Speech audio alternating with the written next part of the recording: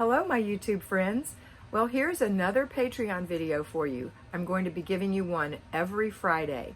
As a patron on the Patreon channel, A Better Life with Kat, you will get 5 of these videos every single week. Another bonus is that there are no advertisements on the Patreon channel, and I have the ability to answer your questions and comment if I think it's appropriate. On the YouTube channel, you'll notice I just give you a little heart that lets you know that I've read your comment, and I really appreciate it.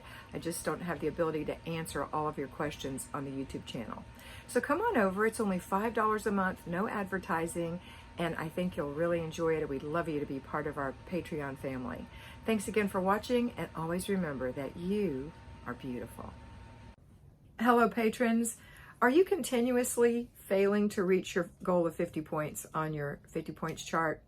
Are you falling really far below, like 24 points, or you're not even counting your points because it's so miserable? I want you to consider that you possibly have failed to plan.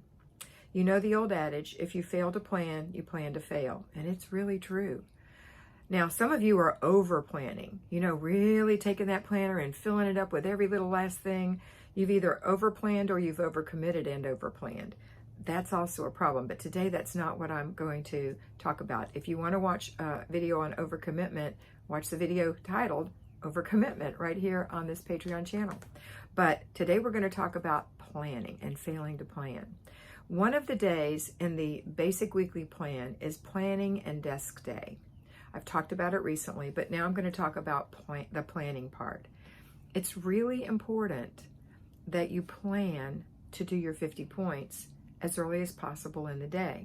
Of course, you're not going to get your after dinner routine or your before bed routine until the evening, but the majority of it you can get done earlier in the day. Just like a Proverbs 31 woman, you get up early and you start your day. So there's also no problem with delegating. You can certainly delegate some things. The Proverbs 31 woman delegates some things to her servants. So there's nothing wrong with delegating, but somebody has to be in charge, and that's you, the heart of the home, the sweetest part. So get your planner on planning day and look at your overall month. Now, it's important that you write things down on the overall month as things come up. So if somebody's birthday is happening, that needs to go on there on the overall month. If you've got doctor's appointments, things to do at school, if your child is in school, homeschool commitments, bills that are due at a certain time that you might miss some other way, then it goes on that month at a glance.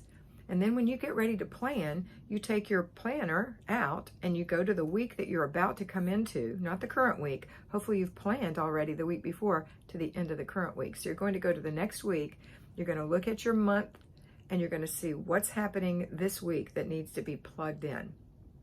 Plug that in. Whatever time it's going to be, kind of in that area. So I have mine morning, afternoon, evening, because it's got 3 spots. But you know what you do, whatever you need to do to know that it's going to be at a certain time. You might even put 4 p.m. mammogram in the afternoon, whatever. Okay, then you're going to say, okay, the only thing I have this week is I've got X commitment on Monday, I've got that big Bible study party that we're going to do on Wednesday, and I've got my mammogram on something else. Okay, so you've got that all figured out. Now you can say, okay, because I'm having the big Bible study party on Wednesday, I'm going to make that day, because that's a social thing. Of course, it's good for your soul, but it's also very fun, and it's an improvement to yourself. So you're going to say that's your free day. So make that your free day. So on that day, you won't do zone and you won't do any other basic weekly plan things. That's your free day. Now, this is for at-home fly babies. If you're a payroll fly baby, your days are already blocked out because you work and you know that you have to do your weekly home blessing hour split up during the week, and on Saturday morning, your zone, and hopefully you get most of your basic weekly plan done during the week, but maybe some in the evening, some Saturday afternoon, some Sunday afternoon. But this is for at-home people that tend to have these days that just get ruined, and they're totally frustrated because their heart wants to do the plan, but they're just not able to hook into it quite. So this plan is going to say, okay, Wednesday will be, this week, Wednesday will be my free day, because you can move your days around. Also a video on that recently. So make that your free day. And know that in the morning, you don't have to leave for that until 10 a.m. in this example. You've got plenty of time to get up, do your morning routine, get your laundry going, go through your paper. That's all you have to do. Maybe put something in the crock pot for later on. But that's all you have to do, because your zone and your basic weekly plan are done. They're out of here, right? And on 50 points, you still get points for that. When it's a day with no basic weekly plan, because you have a free day, the free day is your basic weekly plan, 10 points. If it's a day that you don't have a zone like your free day, it's a zone free day, that is your zone, 10 points, okay? All right, so that is going to be how you're going to do this. You're going to look at your week and say, this is what's happening. Now, let's say that your husband suddenly has to be admitted to the hospital for major surgery, and you're at the hospital every day, and someone else is watching your children. Those days are fine. Just do your routines. If you have a day like that, drop back to just routines. Morning routine, after dinner routine, before bed routine. That's it. And you might not even have an after dinner routine if you're eating out. But and I would want you to do a clutter check if you have children. First thing in the morning, last thing at night. That's it. Otherwise, you're at the hospital. You have a commitment there. That's your priority. The house is not your priority sometimes. Most of your everyday kind of days, it is your priority. And you want to get it done first so that you can play or enjoy yourself with your children or work on some project that's interesting to you in the afternoon. Okay? So plan your day. Now, this is the imagery I've been giving my mentees lately, and I'm going to share it with you. And that is, we all know that Jesus is in our homes.